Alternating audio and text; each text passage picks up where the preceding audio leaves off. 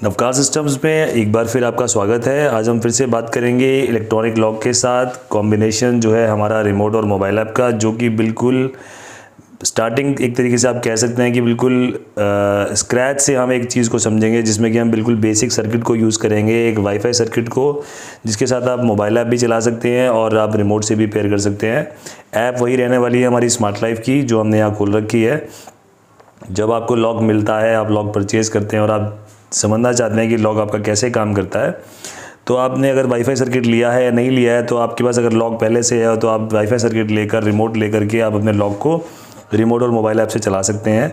तो यहाँ पर मैं आपको वर्किंग दिखाने वाला हूँ, कैसे इसको पेयर करना है, कैसे चलता है सिस्टम। तो यहाँ पर आपने बेसिकली करना क्या है, अब जैसे मैं यहाँ रिमोट का बटन दबा रहा हूँ क्योंकि ये रिमोट इसके साथ पेयर्ड है। तो जब हम रिमोट का बटन दबा रहे हैं तो ये रिमोट हमारा लॉक खुल रहा है। तो हमने पहले का पेयर किया हुआ था, तो जिसकी हेल्प से ये ऑलरेडी रिमोट पेयर्ड है। ऐप में पेयर्ड नहीं है, तो एक बारी ऐप के थ्रू वैसे पेयर होता है। तो अब यहाँ पर ये पेयरिंग मोड में इसकी लाइट जल रही है। अगर ये लाइट ना जल रही हो तो आप इसको कुछ सेकंड बटन को दबा के रखेंगे, 5 से 10 सेकंड तक कंटिन्यूस, तो लाइट कंटिन्यूस ब्लिंक होनी शुरू हो जाएगी और आपका लॉक ये जो सर्किट है पेयरिंग मोड में आ जाएगा। अब आपने स्मार्ट लाइफ ऐप में जाना है और आपने यहाँ पर प्लस में जाना है, ऐड डिवाइस करना है। और यहाँ पर क्योंकि ये पेयरिंग मोड में तो यहाँ डिवाइस शो हो गई है और इसको आपने सेलेक्ट कर लेना है। यहाँ पर मोबाइल को आपको वाईफाई से कनेक्ट करना है, ब्लूटूथ ऑन रखना है और जीपीएस आपने ऑन रखना है, लोकेशन ऑन रखनी है। और आपने यहाँ पर डाला आपका वाईफाई का यूज़र आईडी पासवर्ड डाला और नेक्स्ट किया, और जैसे ही इसके वाईफाई को रिकॉग्नाइज़ करेगा, देखिए ये आपकी लाइट स्टॉप हो गई है। इसका मतलब इसने इसको एक्सेप्ट कर लिया और ये आपकी वाईफाई डिवाइस ईजिली पेयर हो जाएगी। और यहाँ अभी डन आ जाएगा थोड़ी देर में, और ये हो गया है, डन हो गया है। अब हमारी डिवाइस ऐड हो गई है। और अगर हमें इसको रिमोट को ऐड करना है, अब देखिए मैं यहाँ से भी चलाता हूँ तो ये चल रहा है। ये देखिए, ये अभी यहाँ पर एक सिग्नल गया था, दोबारा से करते हैं इसको, ये हमारा मोबाइल ऐप से खुल रहा है। पर यहाँ पर एक चीज़ है जो कि हमें करनी होती है, जो कि हमें इंचिंग सेटिंग को ऑन करना होता है। यहाँ टाइमर पे जाना है और यहाँ पर इंचिंग सेटिंग है, इसको हमें ऑन कर देना है। इससे होगा क्या कि जब ये करंट देगी तो ऑटोमेटिकली 2 सेकंड के बाद करंट ऑफ कर देगी। तो डिफ़ॉल्ट सेटिंग 2 सेकंड की है। तो अब मैं दोबारा से करता हूँ और मैं इसको करता हूँ और ये वापस ऑफ हो जाएगा 2 सेकंड के बाद। तो इससे इस लाइट मतलब इससे कंटिन्यूस करंट रिलीज़ नहीं होगा। ये ज़रूरी है जब भी आप इस तरह का वाईफाई सर्किट लगाएं। ये तो हो गया आपने, अगर इसमें इसको आपने मोबाइल ऐप से पेयर करना है। अगर आपने इसको रिमोट से करना है तो यहाँ पर नीचे दोबारा से जाते हैं सेटिंग के अंदर, और यहाँ पर RF रिमोट कंट्रोल सेटअप का ऑप्शन है। अगर आप ये पुराने रिमोट हटाने हैं तो उल्टी मतलब ऐसे आपको इसको करना है, तो डिलीट कर सकते हैं आप रिमोट्स को।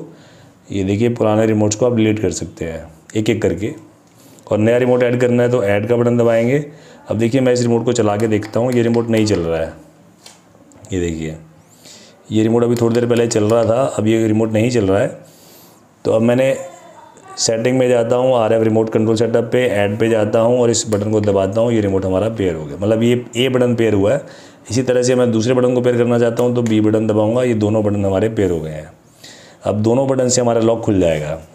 ये देखिए, ये हमारा लॉक खुल रहा है, ये हमारा लॉक अब हमारा रिमोट से भी खुल रहा है और मोबाइल ऐप से भी खुल रहा है। तो लॉक की फंक्शनलिटी आपको पता लग गई है, मोबाइल ऐप पता चल गया है, रिमोट पता चल गया है। अब बात रह गई है कनेक्शंस की। तो कनेक्शंस इसकी आसान है। हमने यहाँ पर एक ये 12 वोल्ट की अडेप्टर लिया हुआ है। आप 12, अगर आपका थोड़ा डिस्टेंस ज़्यादा है तो आप थोड़ा हमने तो 2 एम्पियर का अडेप्टर की तार लगा रखी है। आप 3 या 5 एम्पियर या 10 एम्पियर भी लगा सकते हैं अगर आपके डिस्टेंस ज़्यादा है तो। और इस सर्किट को आपको पानी से बचा के रखना है। लॉक को आपके बारिश का पानी पड़ता है तो कोई दिक्कत नहीं है, अगर कभी हार्ड हो जाता है तो आपने लॉक की ऑयलिंग कर देनी है।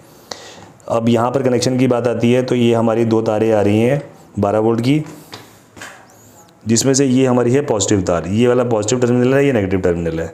तो हमने यहाँ पर इसको सर्किट को पॉजिटिव नेगेटिव दे दिया है। फिर यहाँ पर हमारा ये है एक हमारा कॉम और ये है हमारा NO। तो जो कॉम की जो बीच वाली जो तार है उसको हमने पॉजिटिव के साथ शॉर्ट कर दिया है।